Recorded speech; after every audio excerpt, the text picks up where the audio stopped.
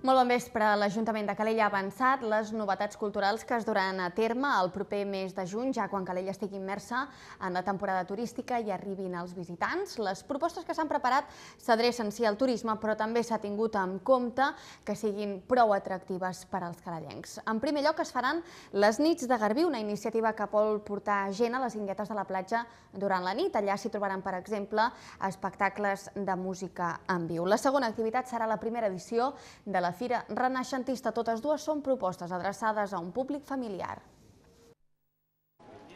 Aquesta Fira Renaixentista substituirà la Fira Medieval que es feia fins ara a Calella.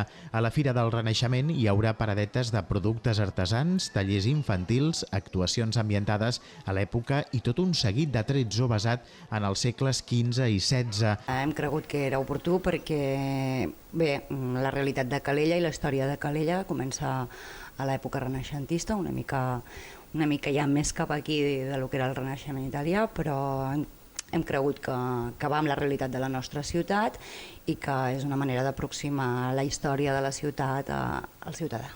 La primera Fira del Renaixement es farà els dies 21 i 22 de juny a la zona de la plaça Constitució, plaça de l'Església i carrer Batlle.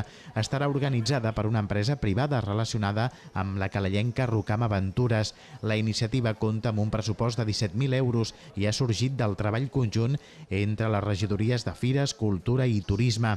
D'aquestes tres mateixes àrees de l'Ajuntament han nascut també les nits de Garbí. La voluntat és acostar una oferta de turisme familiar als usuaris de la platja de Garbí també durant la nit. Cada regidoria aporta una part de les activitats. La regidoria de Fires es faria càrrec de lo que és la fira amb artesans i comercials, principalment d'artesania, de productes si pot ser autòcton millor, i la part de cultura el que faria és encarregar-se de que les guinguetes de la platja de Garbí oferissin una oferta musical en viu, sense amplificar, sinó una oferta per música ambient.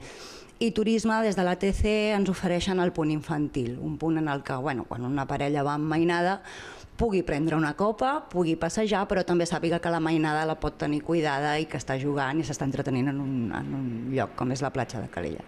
Les nits de Garbí es faran els dimarts, dijous i dissabtes de 8 a 12 de la nit. A hores d'ara ja hi ha guinguetes que han contractat grups de jazz i chill-out per amenitzar les vetllades d'estiu.